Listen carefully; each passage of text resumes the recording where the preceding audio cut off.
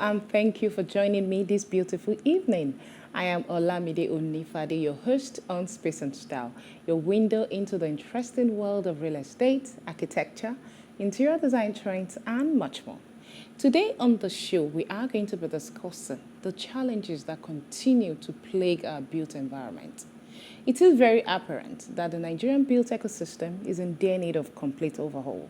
There's no gainsaying there's a direct link between the built environment and numerous building collapses, safety issues that we're subjected to every day of our lives, public health challenges to environmental degradation. This discussion is to help us dissect the role of every stakeholder that's continued to contribute to this menace and find possible solutions.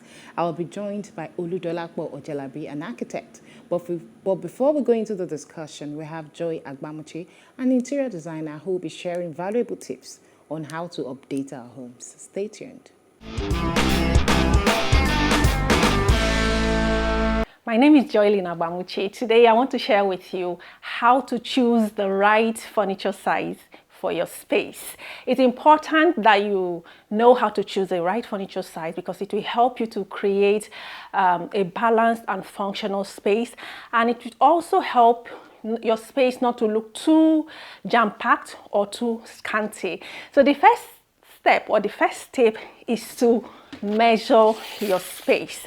Measure the space that you want to put in the furniture, and not just the space, also measure the door, because I've seen some cases where you buy your furniture and it can't even pass through the door into your house. So measure your door, make sure it can take in any furniture size that you're bringing in, and measure your space to ensure that whatever furniture you're buying or bringing in is not too big or not too small. Okay, the second tip is to consider traffic zones. What are traffic zones? Traffic zones are passage areas in your living room. For instance, when you come into your living room, the entrance door, from the entrance door to your bedrooms or to your kitchen or to the visitor's toilet, those paths that you take to those spaces, those are traffic zones. So you have to ensure that whatever furniture you're bringing in will create enough space for traffic zones. Usually traffic zones are not less than 3 feet wide. The third tip I'd like to share with you is to make sure that you know the dimension of the furniture, especially if you're buying it online, right? You're not seeing what you're buying. So ask the sellers to give you the length, the depth, the width, even the height. They're all important so that, to make sure that it's going to fit into your space. And then the last tip I want to share, if necessary, if you can, go with a sketch plan, like the sketch of your floor plan. And this will just make your purchasing very easy. So you're seeing the layout, you're seeing the sizes, and then the store owners, the furniture sellers will really be able to envision what you're looking for and assist you perfectly. I hope these tips help. Thank you for listening. See you next time. Bye-bye. Thank you for staying with us. My guest today is Oludolapo Ojelabi, an architect who possesses a deep passion for using cutting-edge technology to design exceptional buildings and environments. He holds a bachelor and master's degree in architecture from the Obafemi Awolowo University. Thank you so much, Oludolapo, for being here today. Thank you for having me. So how have you been? Very good, thank you. I don't even know where to start from. There's a whole lot of issues to talk about, especially when it relates to building collapses, public health issues, because there's a direct link. I don't know if a lot of people do know that, but I think there's a direct link between public health issues and the state of architecture in Nigeria. Sometimes, especially in recent times, I don't know what's contributing to this. You find, houses built on 150 square meters. I've seen that. No parking, barely any space between that building and the next building. So if there's a fire incident or something, what happens in situations like that? So what is responsible for this decline in adapting to building regulations in Nigeria of recent? Thank you. I'd like to start by looking at the guiding principles. You know, when we talk about buildings, your perspective as, say, someone that is renting is different from your perspective as someone that owns the building. And it's different from someone that is regulating. And it's different from someone that is designing. So we have to look at it as a whole, first of all. The government's role is to take that part, the whole. I'm not really interested in finding out what the drainage system should be for the whole of Ebute Metta if I wanted to build there. It's the government's responsibility to plan and think in time spans I probably wouldn't think of. So they should be thinking 100 years, 50 years, by the time this place gets built up, you know, what will be the response of the water table to the influx of people into this place, you know? And to make plans which they now put into the building code to guide against things, unpleasant things from happening, like flooding, like, you know. So if you look at it from that perspective and then trickle it down to the individual building, that, okay, it's possible for someone to urgently want to build a house, you know. You might say, let me manage the finance that I have. It is the government's responsibility at the top to make sure that no building is constructed if it doesn't meet this Standards. minimum, requirement, you know. So when the government fails on that part, when the architect, the interior designer, the developer, and I'm going to come back to those guys, you know, the developer and then the homeowner, when they fail in their responsibilities, we get what we have now in Nigeria. There's absolutely nothing stopping the country from being like the developed world. All you need is a vision, and then you work towards it. You have the infrastructure in place, and then people build, making sure they don't break any of the rules. If there's a need to say, okay, I have a unique situation, you can always approach the government, and they'll look at it on a case-by-case basis. But that's what the developers are now abusing, and we have what I'll call eyesores. I don't even like driving through some places. It's that bad.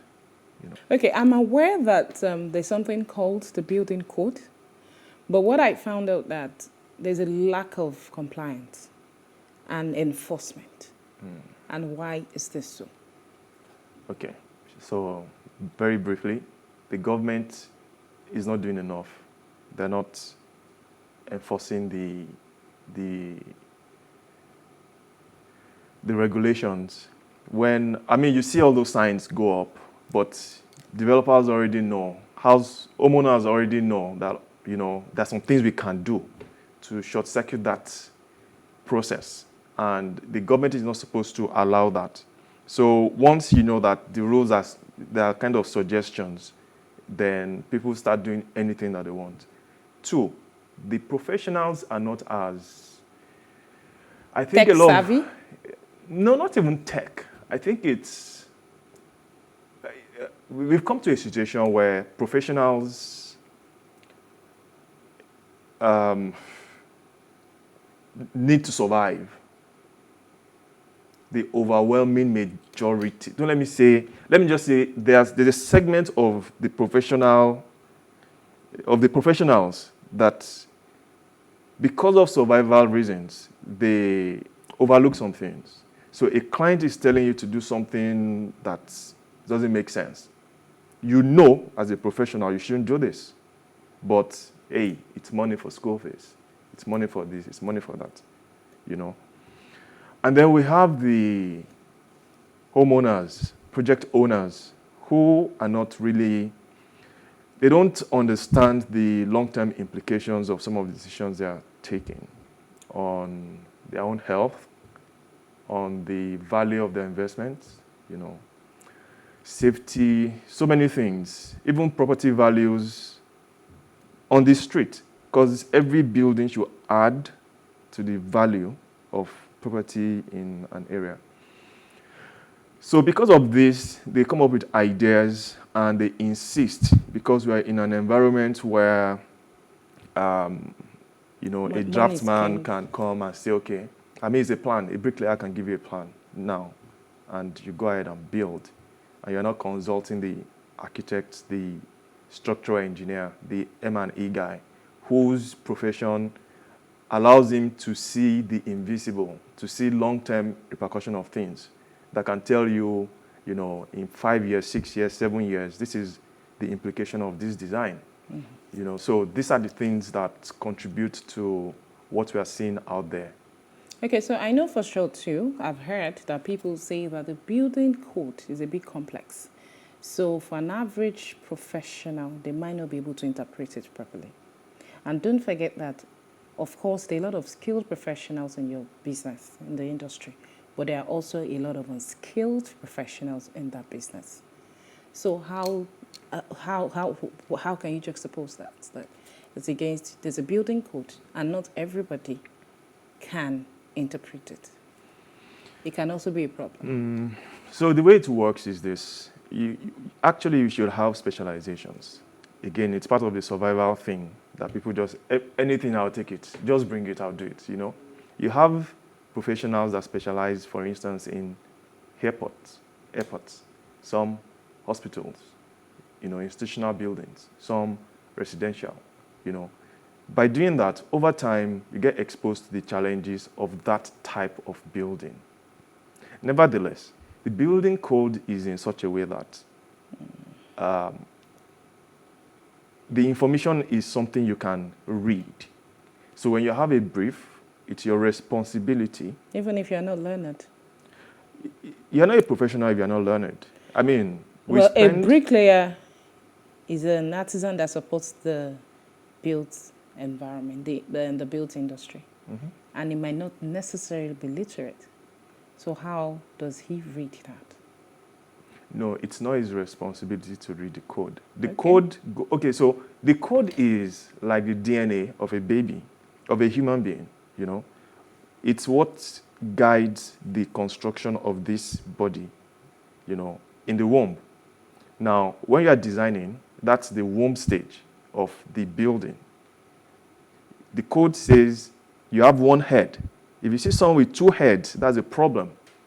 You have two hands, two legs, you know, one heart.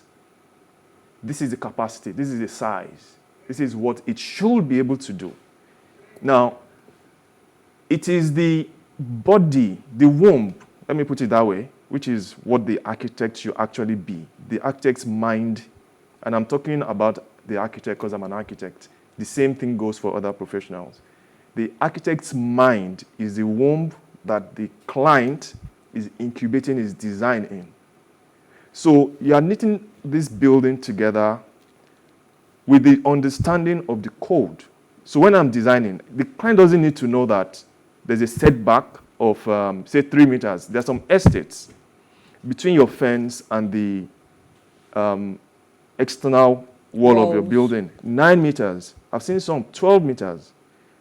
Average 6 meters. Because I know something like that exists, you know, it's my responsibility. That's what you're paying for, you know. So the bricklayer is to go there and just obey the lines. Okay, now you I understand? get it. So that's the difference. The government has the right to pause the construction. That's why you see those red marks. They're saying, you've done something wrong. This is not right. Stop immediately. They have the power to do that. That's why you could have people build, for instance, on drainages. They could say, I mean, it was just a suggestion, so I just said to build. But then the government comes and they break down all the houses. Or you build on government land, or, you know, there's a setback for future expansion of roads. You know, they're supposed to maintain, and each area has it. You have the guidelines from overhead power lines, you have from major expressways. Because I see that a lot, that you know. overhead power line. If you go to the Lekki corridor, you see it a lot. All along that road, under power lines, there are people selling cars and all of that. But you won't tell me that government officials don't see that. Why is there I don't know why the government is, or regulators are so complacent in ensuring the law?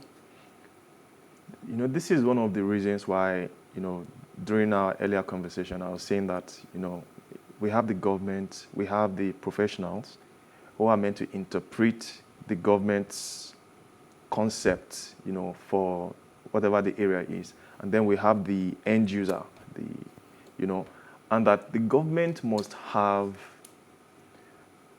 an overwhelming, you know, a powerful vision for the environment, understanding that it's not just about putting up structures, but about the well-being of people. If you think about it very carefully, every building that you see is it's the interaction of the minds of the building's owner and the professional, the architect, created within the boundaries of the government's, you know, regulations. Yes. So when you see horrible-looking areas everywhere, upside down, refuse, you're actually seeing the minds of the people in that area. It's an expression of their minds, which should be a problem for any government. If you look at more developed countries, they're very particular about, you know, how the areas are developed. In fact, one of the things I've noticed is it's almost as if there's no inch of space that a professional's mind has not considered in developed areas, you know. So this gives them a deeper, let me say, productivity output, because then they can link things together. They have, how do you call it? They have data over years. Let me give you a short story. So there was this high-rise building that was meant to house the mass housing, and they found out that the crime in that area was a lot. And after they did some research, they found out that the design was such that criminals could come in and nobody could ask them, "Who are you?" So they brought down all those buildings. Wow. Not just one, I think it was about 3 or 4. I'm talking about 1970s, 1960s. Now, the lesson learned from there went into the building code, which means that in 2023, I don't need to be aware of that. All I need to do is go into the code and say, okay, these are the things I'm supposed to do. Why it's that way, it's not my business, but it's because of history, lessons learned over time, that this is not good. It's, people are going to die. People have mental health issues based on this kind of things. Of design. That is what the government is supposed to do. But our government is not doing that yet. I don't want to believe it's because they don't want to. I want to believe it's a failing of the entire structure, because professionals like myself and others, involved. We, the end users, are also involved. we need to strive. We need to have, for the end users, I'm going to say that we need to, push the professionals to do the right thing. Yeah, have your own. When your vision is strong, you challenge the professional. And in cases, you can actually have the law changed to improve what the code states, So that's the way Thank you I so see much, it. Oludolapo. There can never be an end to this discussion, and I want to extract a promise from you that anytime we call on you to have this discussion, you oblige us. Thank you very much for spending your time with us. Unfortunately, we have come to the end of our conversation. But of course, it's a conversation that we'll continue to have and demand for until we begin to enjoy a truly safe environment. Coming up next is the Artisan Sport. Enjoy.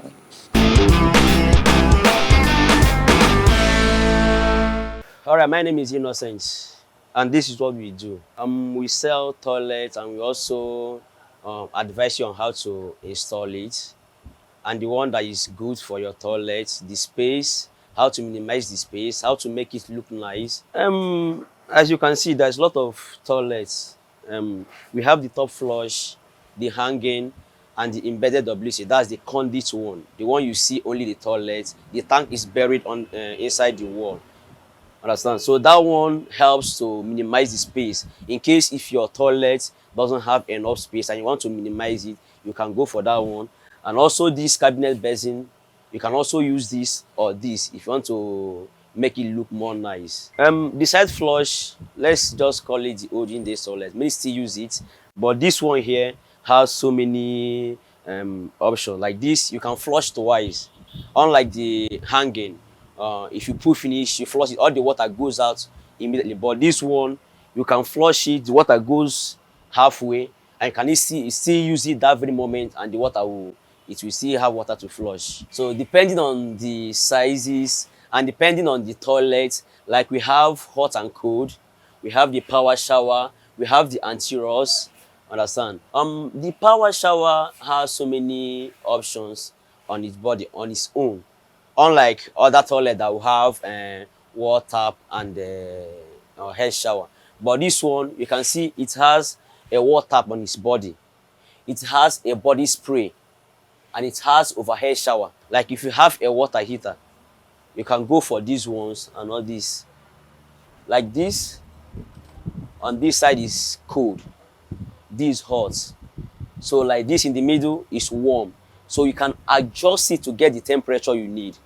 So that's how it works. And it also has a normal shower, which is just the cold one. If you don't have a neat water, this a water filter, a purifier.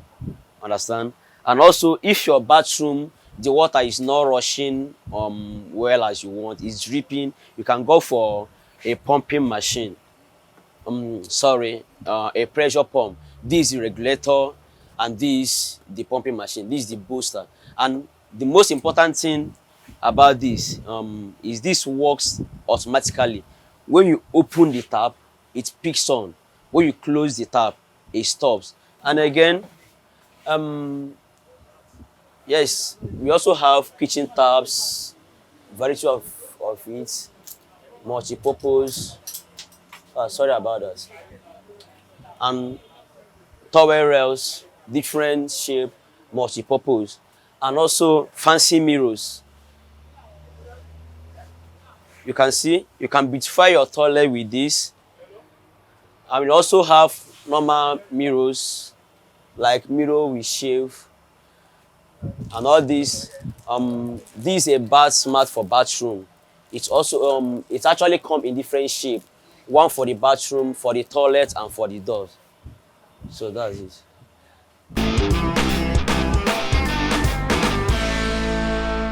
It's my pleasure to have you on this episode this week. And until I see you again next week for another interesting episode, I am Olamide Onifade.